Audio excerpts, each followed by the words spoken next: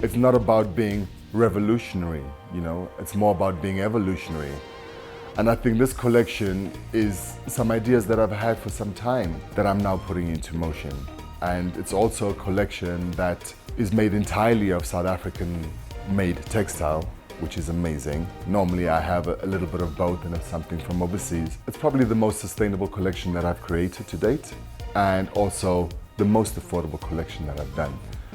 And that is what I'm looking forward to. I'm looking forward to the aftermath. I'm looking forward to the sales of this particular collection and sending out the right messages and the right signals to people all over the world.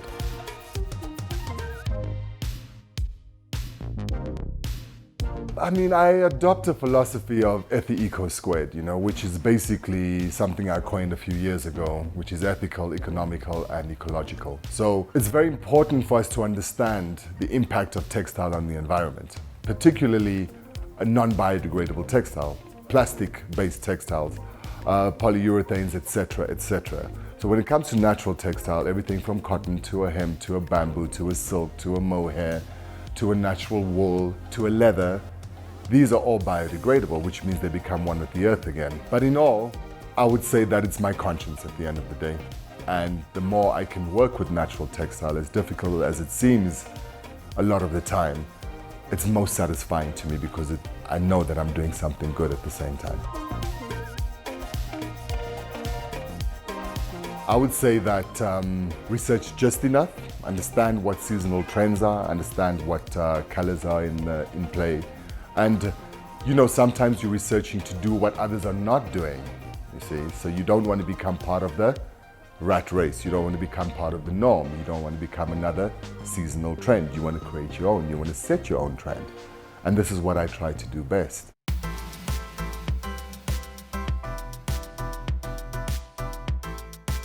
Each and every day is a new inspiration of Africa. Every time I travel, every time I go out into different parts of the continent, I am completely blown away by what I see and how people are, how amazingly creative we are, and how we come up with all kinds of solutions to very, very simple challenges and sometimes complex challenges that we have.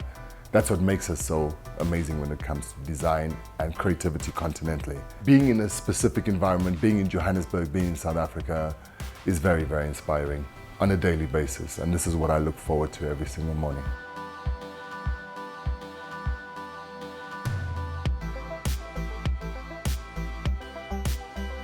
I think the main lesson of what COVID taught me was for me to understand myself a lot better, know myself even more. I needed, the holiday period that COVID allowed us to have. And that was a forced vacation. It wasn't a paid vacation, but it was definitely forced.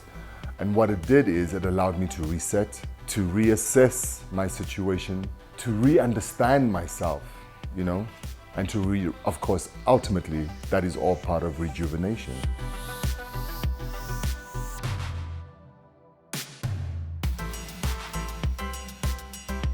What makes me get up in the morning?